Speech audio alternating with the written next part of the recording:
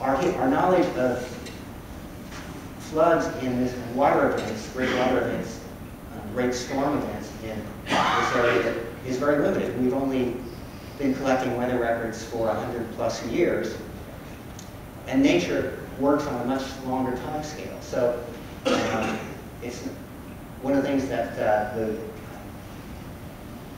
weather experts who analyzed the 1951 flood concluded was that there could actually be larger floods than this. There could be larger weather events that dropped more water, that created larger floods.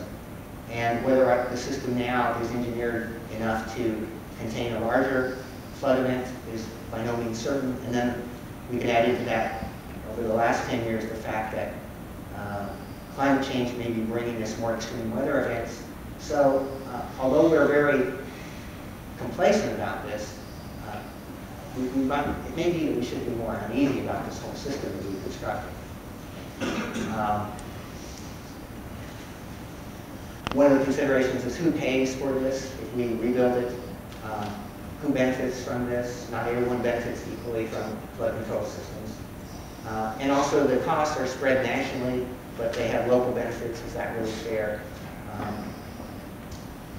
One of the things about all the industries that were damaged in the 1951 flood, most of those photographs that we saw, the industries in that area, they no longer are there. So what are we protecting? Because with highways, industries and manufacturing have moved to other locations, not entirely, but to a lot of other locations.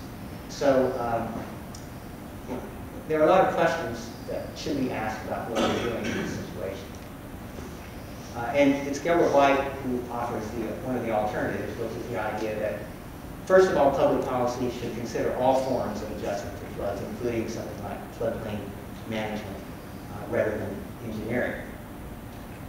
And he points out that various choices of engineering can benefit some groups at the expense of others. And he also made the point, and he did this in 1969. This is when his great work, Human Adjustment to Floods, was published. But it's really not out of date. It's still a valuable document that's not very widely known, where he really looks at this problem in a very comprehensive way.